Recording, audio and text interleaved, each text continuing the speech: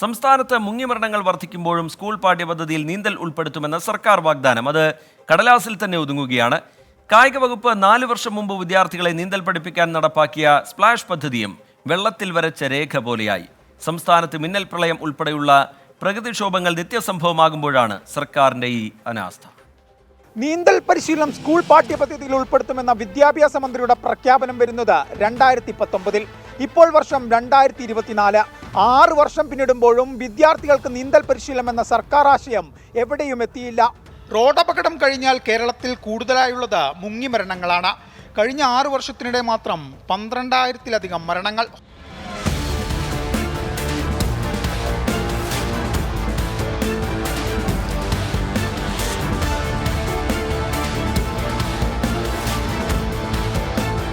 ദിവസം ശരാശരി 3-ൽ കൂടുതൽ പേർ മുങ്ങിമരിക്കുന്നുവെന്നാണ് ക്രൈം റെക്കോർഡ് ബ്യൂറോയുടെ കണക്ക്. വേനലവധിക്കാലത്ത് മുങ്ങിമരിച്ചവരിലേറെയും 18 വയസ്സിന് താഴെയുള്ള കുട്ടികൾ. ഈ പശ്ചാത്തലത്തിലാണ് സർക്കാർ പാഠ്യപദ്ധതിയിൽ നീന്തൽ പരിശീലനം ഉൾപ്പെടുത്താൻ തീരുമാനിച്ചത്.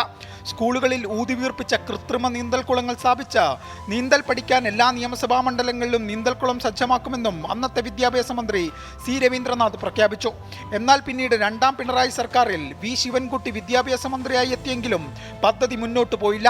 താഴെത്തട്ടിൽ പഞ്ചായത്ത് അടിസ്ഥാനത്തിൽ ക്രമീകരണങ്ങൾ ഒരുക്കാൻ കഴിയാതായതോടെയാണ് പദ്ധതി നിശ്ചലമായത്. കായിക വകുപ്പ് 4 വർഷം മുമ്പ് വിദ്യാർത്ഥികളെ നീന്തൽ പഠിപ്പിക്കാൻ സ്പ്ലാഷ് പദ്ധതി ആരംഭിച്ചെങ്കിലും മുന്നോട്ട് പോയില്ല. പരിശീലിപ്പിക്കാൻ അധ്യാപകരില്ലെന്നതാണ് വകുപ്പ് നേരിടുന്ന പ്രതിസന്ധി. പഞ്ചായത്ത് അടിസ്ഥാനത്തിൽ ഒരു നീന്തൽക്കുളമെങ്കിലും സ്ഥാപിച്ച് വിദ്യാർത്ഥികൾക്ക് പരിശീലനം നിർബന്ധമാക്കിയാൽ ഈ പ്രതിസന്ധി ഒഴിവാക്കാമെന്ന് വിദഗ്ധർ അഭിപ്രായപ്പെടുന്നു. അതേസമയം വിദ്യാർത്ഥികൾക്ക് നീന്തൽ പരിശീലനം നൽകാൻ സ്പോർട്സ് കൗൺസിലിന്റെ നേതൃത്വത്തിൽ അത്യാധുനിക നീന്തൽക്കുളങ്ങൾ സജ്ജമാകുന്നുണ്ട്. ഇതിന്റെ പ്രവർത്തികൾ പുരോഗമിക്കുന്നുവെന്നാണ് സ്പോർട്സ് കൗൺസിൽ നൽകുന്ന വിശദീകരണം.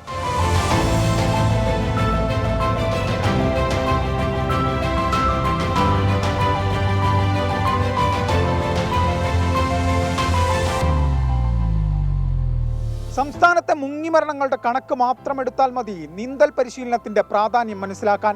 എന്നിട്ടും മിന്നൽ പ്രളയങ്ങൾ നടക്കുന്ന നാട്ടിൽ ശാസ്ത്രീയമായി നീന്തൽ പരിശീലിപ്പിക്കാൻ സർക്കാരിന് താല്പര്യമില്ല എന്നത് നമ്പർ 1 കേരളത്തിന്റെ തന്നെ നാണക്കേടാണ്. എ.വി. ജയശങ്കർ, 24, തിരുവനന്തപുരം. പൊതുജനം കഴുതയല്ല സാർ.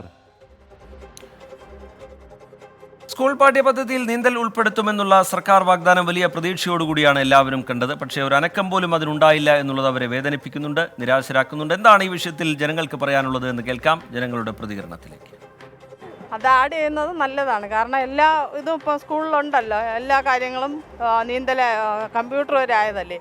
അപ്പോഴും പിന്നെ നീന്തലും കൂടെ വരണത് നല്ലത് തന്നെ. കുട്ടികൾക്ക് എത്രയും ചെയ്യാവോ അത്രയും നല്ലതാണ്. കാര്യം ഇന്ന് നടക്കുന്ന പല അപകടങ്ങളും നീന്തൽ അറിയാത്തത് കൊണ്ടാണ്.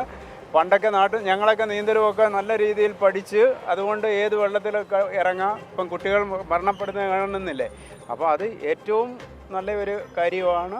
അത് നല്ലൊരു കാര്യമാണ്. പക്ഷെ അത് കൊണ്ടുവന്ന് എല്ലാ കുട്ടികളും അതിലോട്ട് മുൻകൈ എടുത്താൽ കൊള്ളാം. ആ കാര്യം നല്ലത് തന്നെ. പൊതുവായിട്ട് ഇപ്പം മൊബൈലായിട്ട് ഇരിക്കുന്ന കുട്ടികൾക്ക് വീട്ടിൽ ഒരു എൻ്റർടൈൻമെൻറ്റ് അങ്ങനെ ഒന്നും ഇല്ല. ഒറ്റ ഇരിപ്പാണ് മൊബൈൽ നോക്കുന്നതൊക്കെ.